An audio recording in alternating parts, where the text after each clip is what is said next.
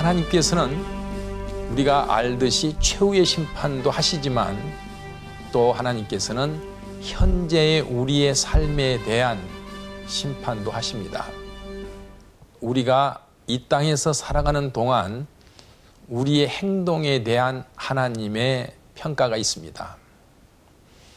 하나님께서 이 삶의 과정 속에서 우리를 평가하시고 심판하시는 내용이 아주 대표적으로는 노아 시대의 대홍수로 그 시대 사람들을 다 멸망시킨 일,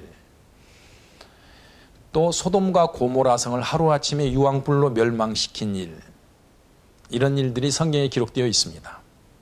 그리고 우리 역사 속에는 또 폼페이 성이, 그 환락의 도시, 번영하는 도시가 화산으로 말미암아서 순식간에 흔적이 없어져 버리는 그러한 재앙도 있었습니다. 그래서 우리는 하나님 앞에서 살고 있다는 생각을 늘 하면서 하나님이 우리를 어떻게 평가하고 계신가를 생각하면서 살아야 합니다. 그럼 하나님께서는 왜 심판하실까? 하나님은 사랑이신데, 하나님의 심판은요, 하나님의 속성상 필연적으로 나타나는 액션입니다.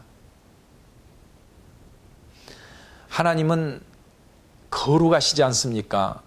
하나님의 성품은 티 없이 순결하신 분이시고, 하나님은 정의로우신 분이시고, 하나님은 사랑이시지 않습니까? 하나님이 이런 성품을 가지시고 사실 온 우주와 역사를 통치하고 계십니다. 아무도 하나님의 손길에서 벗어날 수 없습니다. 그런데 그 안에 사는 어떤 인간이 이 하나님의 거룩함, 순결함, 정의로움, 사랑을 거슬려서 부도덕하게 순결하지 않게 행동한다든지, 정의가 있어야 하는데 정의가 통해하는데 불의가 완전히 장악하고 있다든지, 이런 경우에는 하나님의 성품을 인간이 부딪히는 겁니다. 그래서 부딪히는 사람이 깨지는 거예요. 이게 하나님의 심판입니다. 그래서 하나님의 속성상 필연적으로 나타나는 액션입니다. 개인의 경우도 마찬가지고요, 가정의 경우도 마찬가지고요, 공동체나 국가의 경우도 이 하나님의 성품에 부딪히면 모두 다 재앙이 되는 것입니다. 하나님께서 이 재앙을 내리시는 이유를 말씀하신 곳이 또 있는데요. 창세기에 노아의 시대의 대홍수로 그 시대 사람들을 하나님이 멸하실 때에 120년 전에 미리 말씀하시면서 그 이유까지 말씀을 하셨습니다. 창세기 6장 말씀을 봉독해 드리겠습니다. 11절, 12절 그리고 13절 말씀인데요. 하나님이 말씀하시기를, 하나님이 보신즉 땅이 부패하였으니 이는 땅에서 모든 혈육 있는 자의 행위가 부패함이었더라. 하나님이 노아에게 이르시되 모든 혈육 있는 자의 포악함이 땅에 가득함으로 그 끝날이 내 앞에 이르렀으니 내가 그들을 땅과 함께 멸하리라. 하나님께서 멸하시기 전에 멸하는 이유를 말씀해 주셨는데, 온 땅 그리고 모든 혈육 있는 자의 행위가 부패하여서 하나님께서도 그들을 멸하시겠다, 이렇게 말씀을 하십니다. 우리 번역은 이렇게 되어 있는데요, 원래 히브리어 원문에는 모든 사람들이 부패하였다는 이 부패라는 동사와 하나님이 멸하리라 하고 말씀하시는 멸한다는 동사가 같은 동사입니다. 이 동사는 히브리어로 샤카트, 이렇게 발음을 합니다. 샤카트.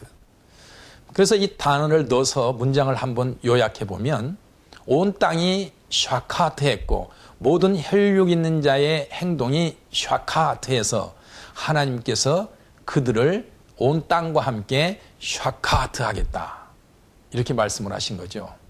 같은 단어를 쓰신 거예요. 그래서 이 샤카트라는 단어 속에는 파괴하다, 멸하다는 의미도 들어있고요, 부패하다, 썩다, 이런 의미가 들어있습니다. 그래서 이 한 단어가 품고 있는 의미를 좀 또 생각해 보면 이런 거죠.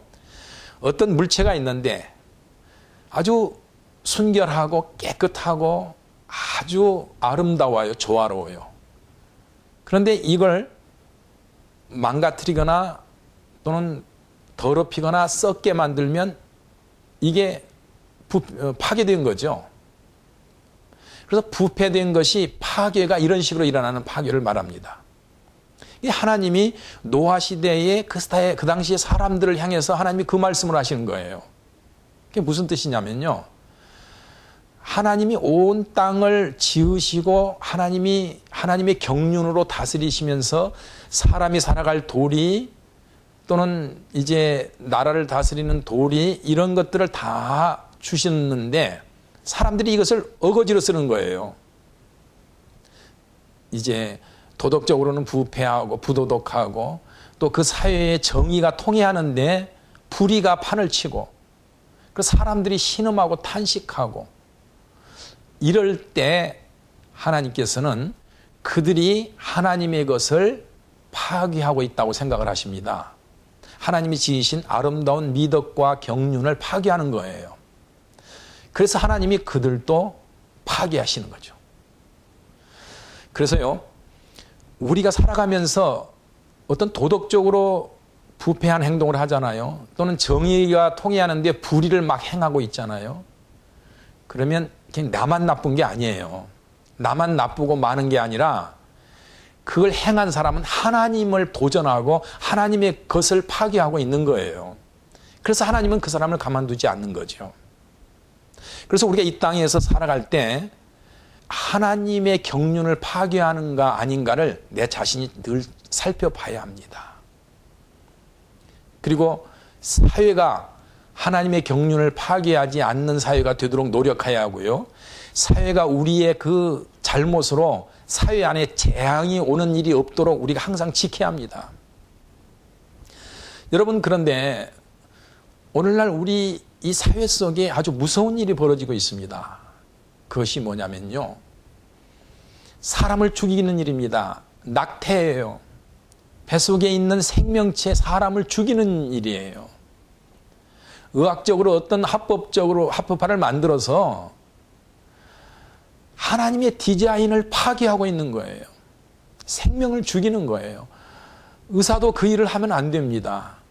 자기 머리에 재앙을 쌓아놓고 있는 거예요. 이것뿐만이 아닙니다. 남자는 남자, 여자는 여자의 그 역할을 해야 하는데 이것을 거꾸로 사용하고 또 사람들이 그렇게 말하더라고요. 성적으로 한국이 굉장히 문란하다고. 그렇습니까? 그렇다면 이건 참 문제입니다. 성은요, 하나님이 주신 선물인데 결혼이라는 이 합법적인 테두리 안에서 하나님이 주시는 선물이에요. 그런데 사람들은 이 성적인 문제가 너 좋고 나 좋고 우리 같이 좋으니까 죄가 아닌 것처럼 생각할 수 있죠. 그러나 그 결혼한 사람은 배우자에게 죄를 짓고 있는 것이죠. 피해를 주고 있는 것이죠. 또 독신이라 할지라도 하나님 앞에는 죄를 짓고 있는 거예요. 어떻게 하든지 합법적으로 그 성을 사용하셔야 합니다. 어려운 일도 있겠지만 그러나 합법적으로 해야 돼요. 왜냐하면 그보다도 더 큰 하나님의 벌이 자기 인생에 오기 때문에 그렇습니다. 그러므로 우리는 살아가면서 하나님 앞에 어떻게 평가받고 있는가를 더 생각해야 합니다. 하나님의 심판이 우리의 인생 과정에도 계속 되어진다는 사실을 늘 염두에 두어야 합니다. 그렇게 하고 하나님의 뜻을 더욱 탐구하고 살아가는 사람은 하나님께로부터 은총을 받고 복을 받고 본인이 복되고 가문이 복되고 자손도 복될 것입니다. 여러분에게 이런 복이 충만하시기를 주님의 이름으로 축원합니다.